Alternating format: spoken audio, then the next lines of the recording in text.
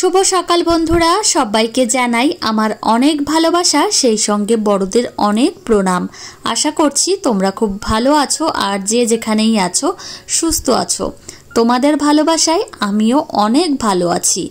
আজ আরেকটি নতুন ব্লগে তোমাদেরকে অনেক স্বাগত জানাই।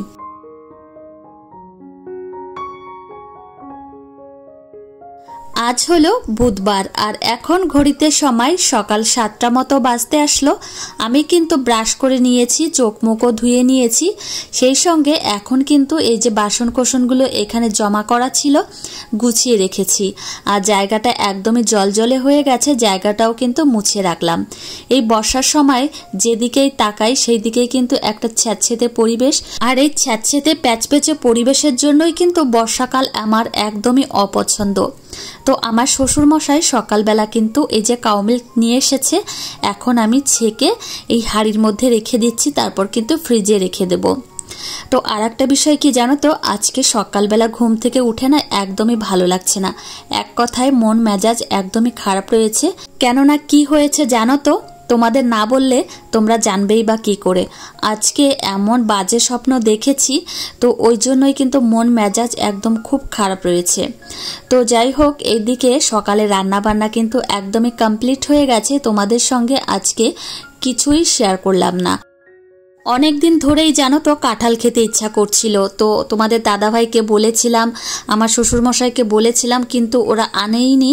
তো যাই হোক, আমার শাশুড়ি মা একটা কাঁঠাল নিয়ে এসেছে, তবুও পাশের বাড়ির থেকে। তো এই যে দেখো, ভেবেছিলাম কাঁঠালটা খুবই ভালো হবে। আর দেখো এর যে দানাগুলো রয়েছে একদমই ছোট।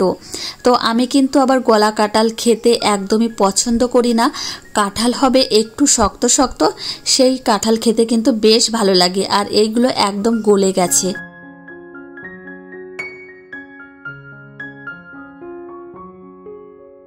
সবার জন্য প্রায় রান্না করা হয়ে গেছে, আমার জন্য রান্না করিনি। এই যে আমি এখন রান্না করে নিচ্ছি। আমার জন্য অবশ্য আজকে পাস্তা রান্না করছি। আর পাস্তা খেতে কিন্তু আমার বেশ ভালো লাগে। বিকালের দিকে আমি আবার এই সমস্ত খাবার খেতে পছন্দ করি না, আমি কিন্তু সকালের দিকেই খাই। আর বিকালের দিকে খেলে কি হয় জানো তো, ওই রাতের দিকে না আর খিদে পায় না, কোনো কিছু খেতে ইচ্ছা করে না। ওই জন্য আমি সকালের দিকেই খেয়ে থাকি। আর এইদিকে তৈরি করা হয়ে গেছে। আর পাস্তা কিন্তু একটু গরম গরম খেতে বেশ ভালো লাগে। আর আজকে সকালে আমার মাম্মামকে চিড়া, কলা, সেই সঙ্গে এই যে কাউ মিল্ক দিয়ে খাওয়াবো। তো এই খাবারটা কিন্তু আমার মাম্মামও খুব পছন্দ করে। আর আমার মাম্মাম কিন্তু সব খাবারই খুবই পছন্দ করে খেতে। মানে এখনো পর্যন্ত দেখিনি যে কোনো খাবার খেতে ও অপছন্দ করে। আর পছন্দ করার জন্যই তোমাদেরকে বলি বারবার করে যে আমার মাম্মাম এই খাবারটা খেতে খুবই পছন্দ করে। আজকে সকাল থেকে কিন্তু বৃষ্টি হয়েই চলেছে। আর এদিকে মাম্মামকে কিন্তু সকালের খাবারটা খাইয়ে দিয়েছি। আর ও এখন ওর ঠাম্মির সঙ্গে ওর দাদাভাইয়ের সঙ্গে কথা বলছে। আমার শ্বশুরমশাই অবশ্য এখন যাবে জমিতে, তো বৃষ্টি হচ্ছে জন্য বেরোতে পারছে না। তো এদিকে আমি কিন্তু এখন রান্নাঘরটা ক্লিন করব। রান্নাঘরটা কিন্তু একদমই পরিষ্কার পরিচ্ছন্ন করা হয়নি। আর এই বর্ষার সময় জানো তো, যেখানেই পরিষ্কার পরিচ্ছন্ন না করবে সেখানেই এত বাজে লাগে দেখতে। ওই জন্যই কিন্তু মানে সব জায়গায় পরিষ্কার পরিচ্ছন্ন রাখাটা এখন জরুরি। আর একটা বিষয়, এখন কিন্তু ঘরে জমা জল থাকলে সেই সমস্ত জল কিন্তু সপ্তাহে সপ্তাহে চেঞ্জ করা উচিত। কেননা এখন কিন্তু মানে মশার উপদ্রব অনেকটা পরিমাণে বেড়ে যায়।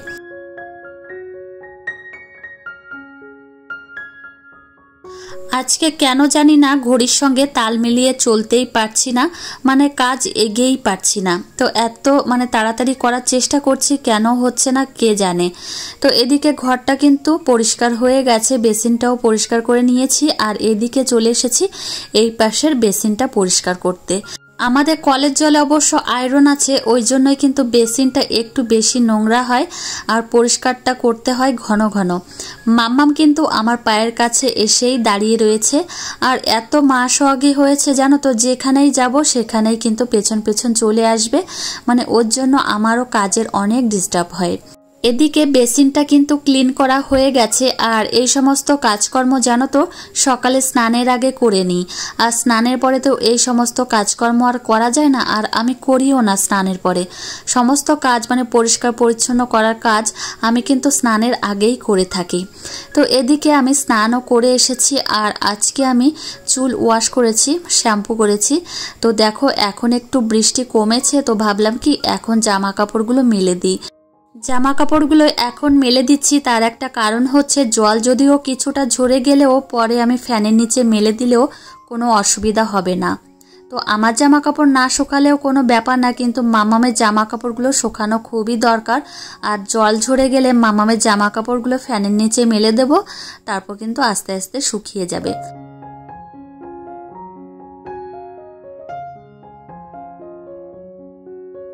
এখন জানো তো সকাল 11টা বেজে গেছে, আমি কিন্তু এখনও ঠাকুর পুজো দিইনি, আর সকালের খাবারটা এখনও পর্যন্ত খাইনি। তো ঠাকুর পুজো দিয়ে তারপর কিন্তু খাবো। তো এই যে মামামকে আবার স্নান করাতে নিয়ে চলে এসেছি, আর স্নানের আগে যে খাবারগুলো খাওয়াই সেইগুলো তো খাইয়ে দিয়েছি। তোমাদের দাদাভাই জানো তো বেদানা নিয়ে এসেছে, বলল কি মামামকে শুধু তো মৌসম্বি লেবুর রস খাওয়াও, মামামকে বেদানার রসও খাওয়াবে।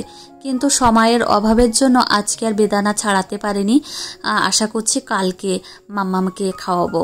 তো এদিকে মামামকে কিন্তু আজকে শ্যাম্পু করিয়ে দিয়েছি, আর এদিকে দেখো আমার মেয়ে ঘুমিয়ে গেছে। মাম্মামের হাতের নখ পায়ের নখ বড় হয়েছে, আর এখন আমি কেটে দিচ্ছি। তো মাম্মাম যখন ঘুমোয় সেই সুযোগেই কিন্তু ওর হাতের নখ পায়ের নখ কেটে দিই। আর আমি কিন্তু ব্লেড দিয়েই কাটি, নেল কাটার দিয়ে আমি কিন্তু কাটি না, আর ব্লেড দিয়ে কাটতেই আমার বেশ অভ্যাস হয়ে গেছে। তো এদিকে দেখো নখগুলো আমি কিন্তু কেটে দিয়েছি, আর এখন কিন্তু এই ব্লেডের পেছন দিয়ে মাম্মামের নখগুলো আমি একটু ঘষে দিচ্ছি, না হলে কি হয় জানো তো কাটার পরেও ওদের নখটা খুব ধারালো থাকে। জামা কাপড়গুলো কিন্তু প্রায় 1 ঘন্টার বেশি হয়ে গেছে মেলে দিয়ে গেছি, একটু রোদ বেরিয়েছিল, এই যে আবার করে উল্টে দিয়ে গেলাম। তো এইভাবে যদি 3-4 বার করে একটু উল্টে দেওয়া যায় তাহলে কিন্তু জামা কাপড়গুলো তাড়াতাড়ি করে শুকিয়ে যায়। তো আজকে কি হয়েছে জানো তো, আমার মাম্মাম আজকে দুপুরের খাওয়া খাচ্ছে বিকাল 3:30-র সময়। আজকে মাম্মাম ঘুমিয়েছিল প্রায় 1:45-টার সময়। তো এতক্ষণ ঘুমিয়েছে আজকে, আর ডাকেও নি। আর যদি ওর কাঁচা ঘুমে ডাকতে যায় তাহলে কিন্তু মাম্মাম উঠে এত পরিমাণে কান্নাকাটি করে, ওই জন্য আর ডাকিনি। তো এই যে এখন 3:30-র সময় মাম্মামকে খাওয়াচ্ছি, আর চোখগুলো দেখো একদমই ফুলে গেছে। আর বাড়ির সবাই অবশ্য এখন খেয়ে দিয়ে সবাই ঘুমোচ্ছে, আর এদিকে আমি কিন্তু মাম্মামকে খাওয়াচ্ছি। তো যাই হোক আজকে কিন্তু আমার আর কোনো রেস্ট হলো না। আমি ভেবেছিলাম যে একটু শুয়ে পড়বো, কিন্তু হলো না। তো এই যে মাম্মাম এখন ঘুম থেকে উঠেছে, এখন আর ঘরে থাকবেই না, ওকে নিয়ে আবার একটু হাঁটতে যেতে হবে। তো আজকে ভাবছি একটু আমাদের বাড়ির সামনে দিয়েই হাঁটা চলা করব, মাঠে যাব না। আজকে দুপুরবেলায় আমি মাম্মামকে উচ্ছে আলু আর তেলাপিয়া মাছ দিয়ে একটা তরকারি রান্না করে খাইয়েছি, আর এদিকে মাম্মামকে ফ্রেশ করিয়ে দিয়েছি। মাম্মাম দেখো হাঁটি হাঁটি করছে, তো এখন কিন্তু খুব জোরে জোরে হাঁটতে পারে। তো ওর হাত ধরে আমি হাঁটাচ্ছি, না হলে কি হয়েছে জানো তো, এই রাস্তায় অনেক জল জমে রয়েছে, ওই জলের মধ্যে গিয়ে একদম লাফালাফি করে।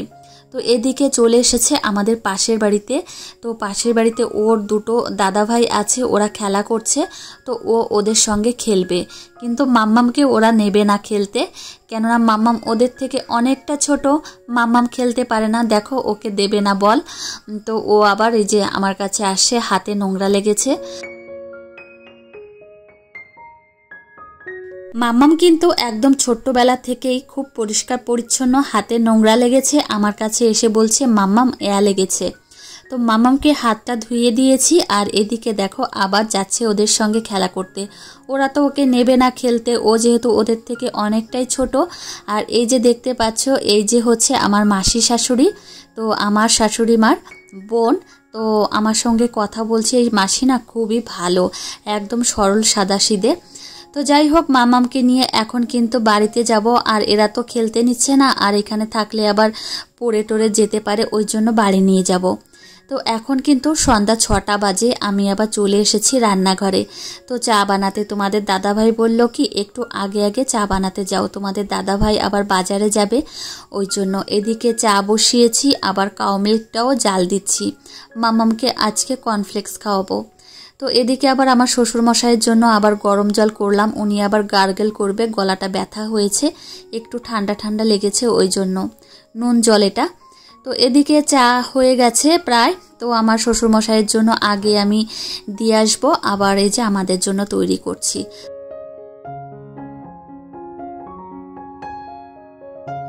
আমার আবার কি জানো তো, এই র চায়ের একটু বেশি কালার হয়ে গেলে একদমই পছন্দ হয় না, একটু হালকা কালার থাকবে, একদম চকচক করবে কালারটা, আমার কিন্তু ভালো লাগে। আজকে একটু বেশি কালো হয়ে গেছে, তো জাল বেশি পড়েছে ওই জন্যই। তো এদিকে চা তৈরি করা হয়ে গেছে, আর বাবাকে তো প্রথমেই দিয়ে এসেছি, আগে ঝটপট করে তোমাদের দাদাভাইকে দিয়ে আসবো, তারপর কিন্তু আমরা একটু বসে বসে খাবো, আমরা মানে আমি আর আমার শাশুড়ি মা। তো এদিকে কাউ মিল্কও ভালোভাবে জাল ওঠা হয়ে গেছে, এখন কিন্তু আমি গ্যাসটা বন্ধ করে দেব, আর এদিকে কটা নিমকি নেব। তো আমার মাম্মাম কিন্তু নিমকি খেতে খুবই পছন্দ করে, ওই যে তোমাদের দেখিয়েছিলাম, মাম্মাম কিন্তু পাঁপড় নিমকি এই খাবারটা খেতে ভালোবাসে, আর এই যে একটু ফিঙ্গার টাইপের, তো এটা ধরে খেতে খুবই পছন্দ করে। আর এই যে দেখো, এখন আমি কর্নফ্লেক্স নিয়ে নিচ্ছি আর একটু গুঁড়ো করে নেব, আর এইভাবে আস্তে আস্তে মাম্মাম খেতে পারে না, মানে খেতে পারলেও ওর প্রচণ্ড কষ্ট হয়, আর ওর কষ্ট হবে, আমি কিন্তু এটা একদমই সহ্য করতে পারি না। তো এইভাবে কিন্তু আমি গুঁড়ো করে নিই, তারপর কিন্তু মাম্মামকে আমি কাউ মিল্ক দিয়ে খাওয়াই। এর মধ্যে কিন্তু আমি কোনো রকম চিনি বা কোনো কিছু আমি এর মধ্যে অ্যাড করি না, এইভাবেই কিন্তু খাওয়াই। অবশ্য এর মধ্যে কিন্তু ব্যানানাও দেওয়া যায়। তো এদিকে কিন্তু দেখো খাবারটা তৈরি করা হয়ে গেছে, মাম্মামকে খাইয়ে ওকে আবার বই নিয়ে বসাবো। তো এই যে মাম্মামকে আবার বই পড়তে বসিয়েছি। তো এইভাবে কিন্তু প্রত্যেকদিন সন্ধ্যার সময় একটু অভ্যাস করাই আর কি।